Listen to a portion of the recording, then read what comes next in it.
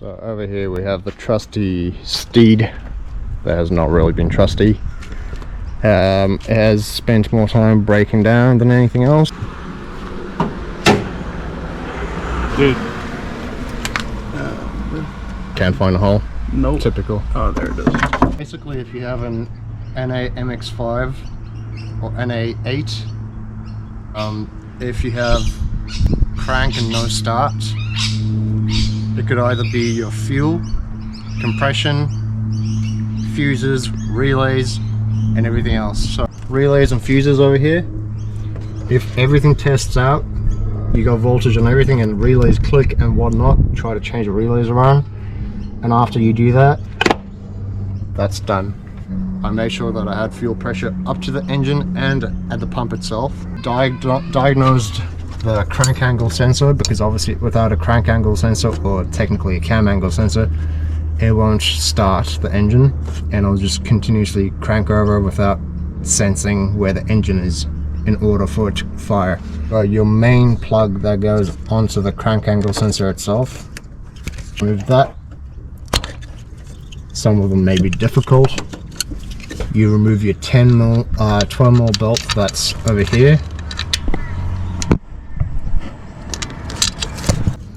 First, try to put a mark over here where pretty much your ignition timing. Wriggle it off slowly. So while your crank angle sensor is still in the car, mark where you took it off, and that's it. Pretty much move the crank angle sensor out and replace the part. So you've just got a few screws here.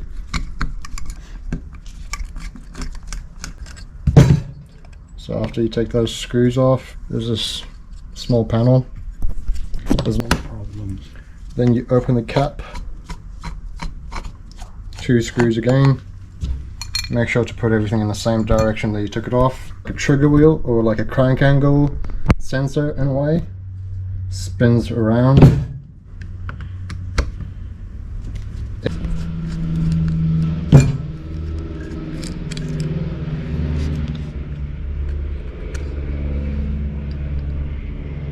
After you do that, then you get the sensor itself, which is in here under everything.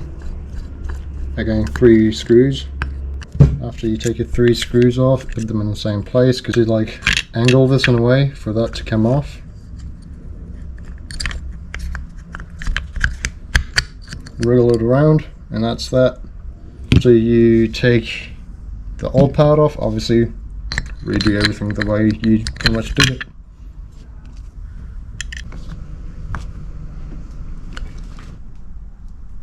Make sure everything's nice and snug. You could do the side bit again.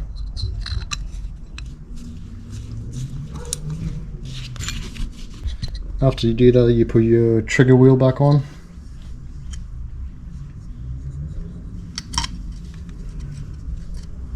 Make sure it's in the right place, because it's got a D location, and with that little locating pin, bit of Loctite.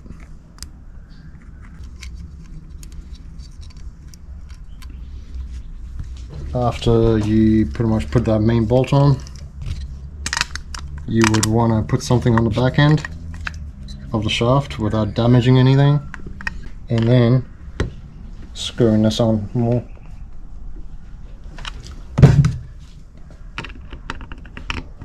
And pretty much now you have your cap.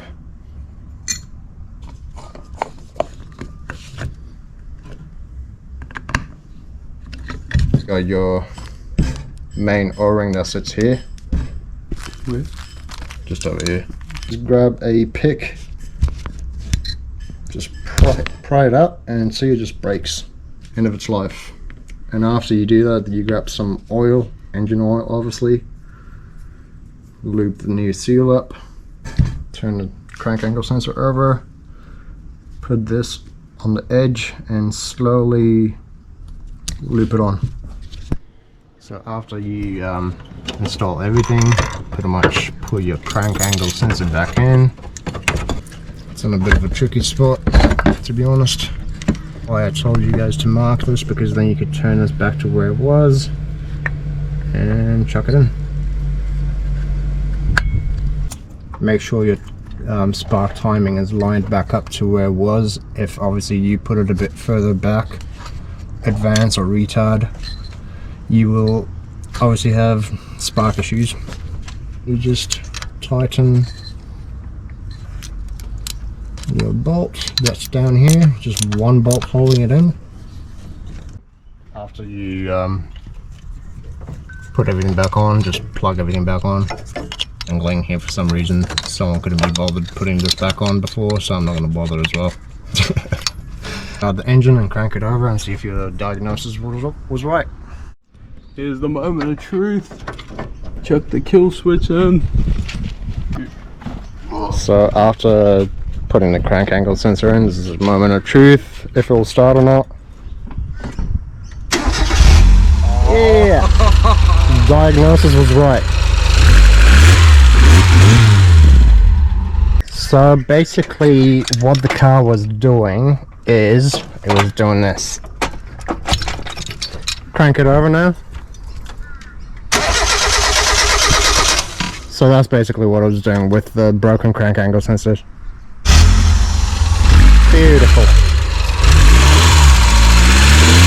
You just need to go wash the car because it's been sitting here for like a month now. So to diagnose a car that's not actually doing what it's supposed to do, you do the few fundamentals of suck, squeeze, bang, blow. For some people that's funny because it's rude. Just like him. Anyway, so if you have spark, you have fuel, you have compression, your engine should start realistically.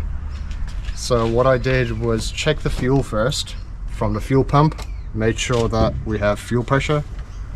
Then I checked compression, made sure that we have compression and that the engine is spinning over. And after doing the compression, I checked the fuses and relays, made sure that was fine. Then I took this power unit off, checked that with a multimeter, and I did the same thing with the crank angle sensor with a multimeter. So you pretty much have to check and see if you have a open circuit, which we did have an open circuit on the crank angle sensor, and that's what led me to this diagnosis. And plus it's a common fault for these MX5s to pretty much break down because of the crank angle sensor. The fact that all this heat that's in the engine gets transferred onto the sensor, it pretty much destroys the sensor. So how this showed itself was, we were at a car meet and it broke down on us. And the first time that it showed itself was when we were doing a burnout. So after you do that, do your diagnosis, get the part, change it over, it should start without a hassle, if obviously you have diagnosed it properly. And thank you for watching this video. Like and subscribe if you feel like it. So as you can see, after replacing the part, we're up and running again. The car was sitting for a month.